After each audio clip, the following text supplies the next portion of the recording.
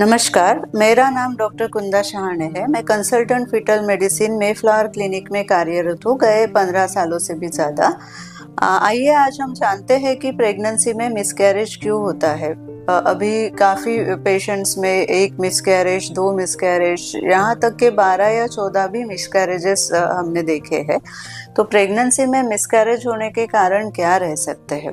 Early pregnancy अगर 12 हफ्तों तक मिसकैरेज होता है तो सबसे कॉमनेस्ट कॉज होता है जेनेटिक प्रॉब्लम्स। अगर माँ बाप में या वो बच्चे में जो डेवलप हुआ है उसमें जेनेटिक प्रॉब्लम हो तो जैसे सर्वाइवल फॉर द फिटेस्ट रहता है तो नेचुरली वो मिसकैरेज में टर्न अप होता है और प्रेगनेंसी आगे नहीं बढ़ सकती है।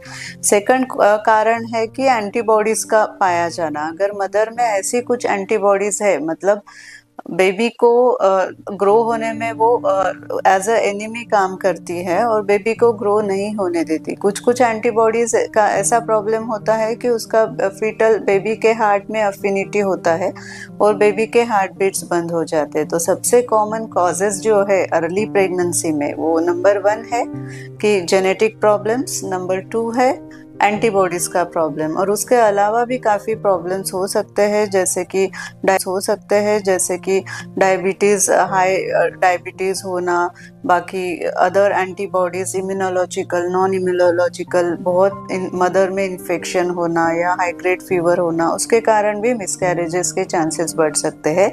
जिसमें अगर कोई कारण पता नहीं होता तो अनएक्सप्लेन्ड भी कुछ कारण होते हैं, क्योंकि सारे ही इन्वेस्टिगेशंस या जांचें हम हर पेशेंट में नहीं कर सकते।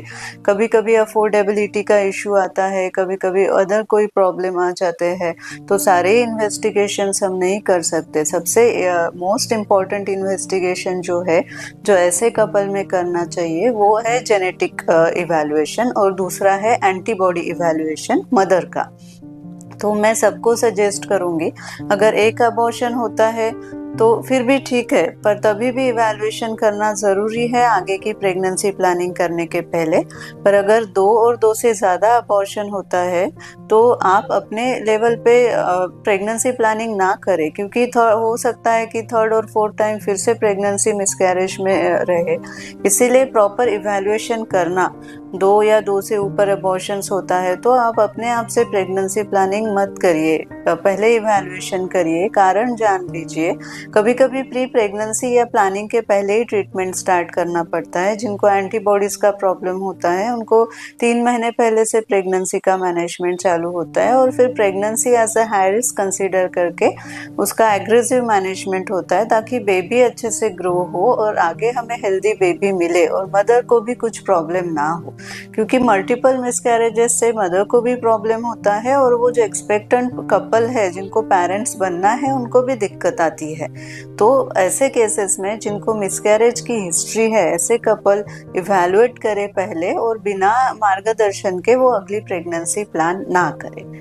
धन्यवाद।